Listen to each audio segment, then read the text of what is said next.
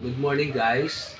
May vlog ako ngayong umaga na M9 Bluetooth speaker. Ito yung nabili ko sa Lazada. Nagkakalaga ito ng 1,200 plus something. Ang kagandahan nito guys dahil Bluetooth 5.1 na to at saka may FM, may mic input, may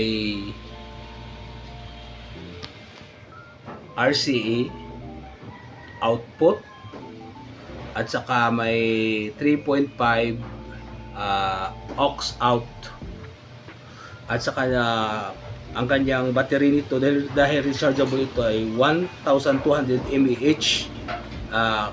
Kung i-full charge mo kaya niya kahit 24 hours na kantahan, matagal ito malubat guys dahil na-testing ko na to, no? Ang kanyang display ay digital display at saka may bass and treble na rin ito. Yung kagandahan niya, ma-adjust mo to.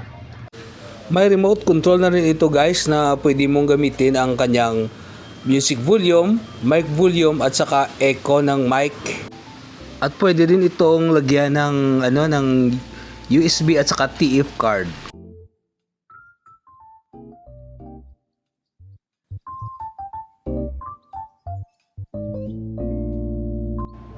Iti-test ko na guys yung connection ko dito sa sa aking speaker na walang Bluetooth.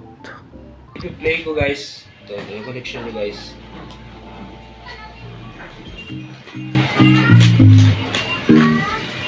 Ito yung Bluetooth ito yung niya, yung bass treble niya guys. So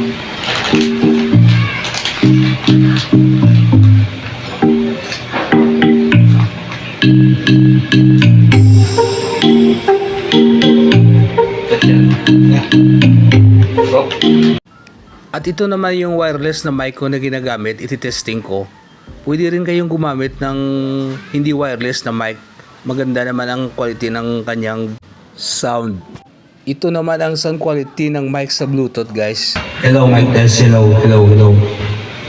Hello mic test. Ito guys, na may volume dito ng mic at saka echo. Salamat sa panonood ng aking vlog guys.